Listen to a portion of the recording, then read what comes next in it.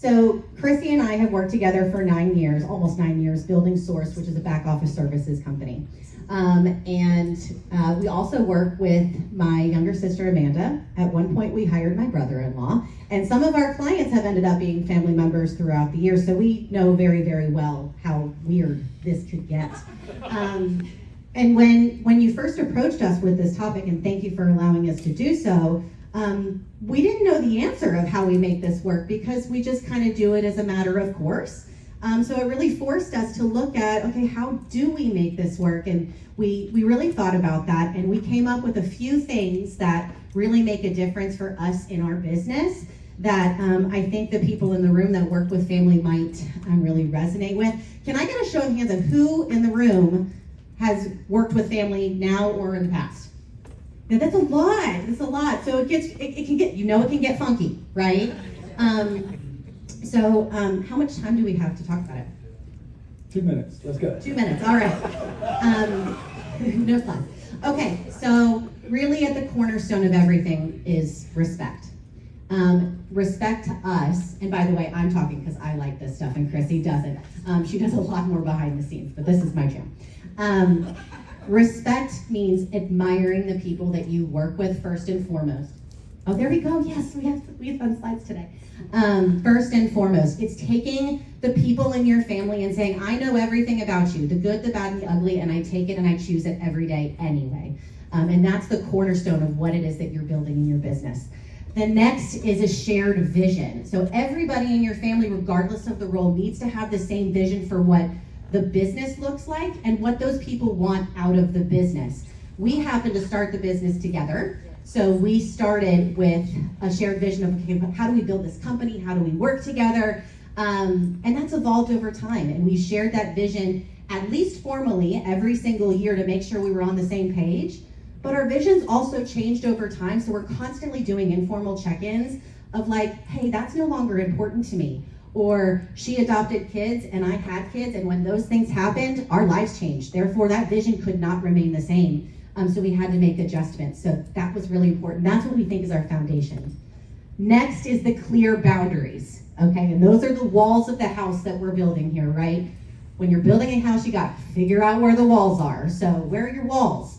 Where's your walls in business? Where are your walls in your personal life? Where's your walls with your time, with your mental capacity, with what you want to share and what you not want to share? And you have to be really honest about those things and with each other and everybody that you work with in your family and say, hey, these are my hard lines. And then the receiver, and we've done this really well on both sides, is that I'm going to respect those. Those aren't up for negotiation. Maybe they're up for clarification, but those are hard and fast rules for you. An example is you heard me refer to her as Chrissy. One of my boundaries for myself, Chrissy could care less, is that this woman works her ass off every single day. And I'm like, you deserve to have a first name around here. So that's what I tell everybody in my business and everyone that interacts with us is like, hey, she's Chrissy while the sun's up. She's my mom when the sun's down. And that's my boundary. And she respects that. But at the same time, she doesn't really care. But she has boundaries that I don't really get, but I respect them anyway. The next one, do you want to talk about the next one really quickly? So, yeah, this is not my jam, it's hers. So, but we talked about the foundational stuff and vulnerability came. So we're all good at certain things and not good at other things. And we have to be vulnerable to each other of what we like, what we don't like. And gratefully, what I'm good at, she's not good at, but what she's good at, I'm not good at. And so we will always rely on each other to do certain things. And we say we're one really good person, but it takes that vulnerability every single day to make it work, to say, I'm not good at this, I need you to take this over. And then the next slide, so then we're building a house, right? No one really thinks about the roof, it's just kind of there, but it shields everyone from the elements. One thing that we did very naturally, but this is the one thing that we see people get frustrated in, is equal work ethic. We show up in our company every single day and give 100%. Now, life does not allow you to give 100% every day. Sometimes you show up and you only have 30% to give that day. Or some days you only have 70% to give, or sometimes that lasts an entire season. We've committed to each other that we're gonna give 100% of what we have. So there's never an expectation of you've got to always being the high performer. You gotta burn the midnight oil every night, but we can count on each other that this lady's gonna show up for me Have every you time. ever had a big fight? We had on details, but not on this. So I know every day she's giving 100% and I'm giving 100%. Now, the details of it, which is one of the United Front, which is the next one that's up there, we know when we disagree, we have to get in the room and duke it out. And we have this thing that we do that says, is this the hill you're willing to die on? So when we really disagree, almost every time, sometimes somebody goes, yeah, I'm not that committed in it. So that's where we back out. But we do that behind doors, so when we're going out to the people that work with us, they know that we're on the same page all the time. But yeah, we have duked it out in the back room before, Yeah. especially in the early days. You know, there's two things in your presentation I think applies greatly. One, somebody adopted kids. Who adopted kids? After you already had kids. Yes. But I'm her favorite. That's why I was late. That's why I was late today. They had to get on the school bus at 8 and I had to get here.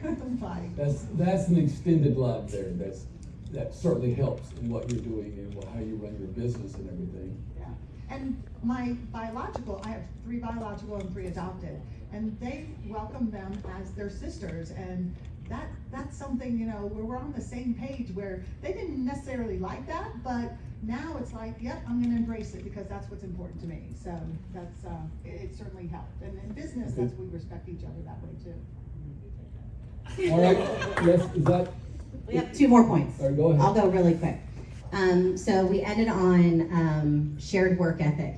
I think it's important to say, or equal work ethic, that that applies to every family member in the business, unfortunately. Like there's sometimes, you know, there's people in your company that it's like, okay, well maybe they just like clock in, clock out.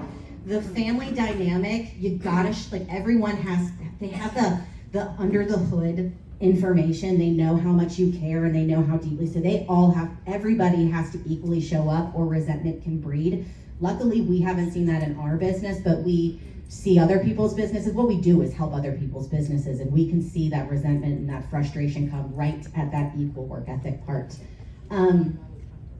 We did United Front already, where we come at the same time, and also the other thing to know about that, we show up singing the same song, but for the people in the company that, like my sister, who people think that she's got kind of the in, she doesn't. She respects the boundary that we have set, and she agrees, because we all have the shared vision that it's like, that's not my jam, you can go talk to them, but I don't got their ear. So like that's kind of understood between everybody. And then the final thing, which I think is the most special, is we yield to each other's experience.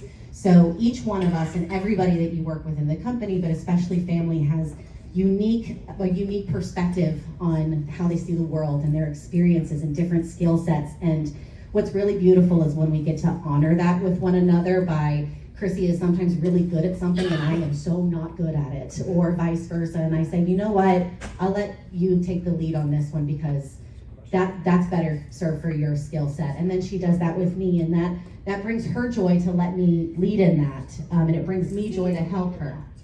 Seeing you lead is exciting for me. Yeah, but yes, we do use the hill you're willing to die on. And the final point is that the thing that will break this whole thing is ego. Pride has absolutely no place in your businesses whatsoever, and especially with family. You're building a business, yes, but if what you're building, your vision is self-serving and you're not thinking about the impact of your family, yes, the business might grow, it will be more difficult, but if you don't be intentional in doing these things, your family dynamic in that business will not succeed. And at the end of the day, what's more important? We want a healthy business, we want a successful business, but not at the expense of the people that love us and quite honestly are going to be with us till the end. So we got to really look at making sure both are taken care of, and it is possible. That's heartfelt, very passionate.